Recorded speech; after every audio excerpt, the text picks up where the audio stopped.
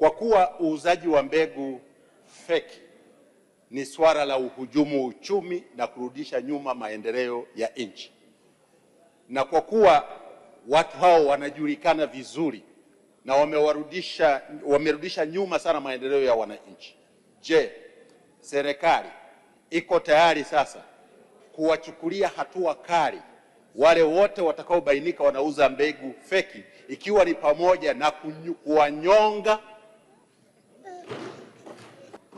Na kuhusu hao wanaohujumu uchumi, ni kweli, ndio maana unaona kama sasa hivi kuna kesi moja mahakamani, wengine uchunguzi unaendelea, na ninaamini baada ya uchunguzi tutawapeleka katika hatua hiyo.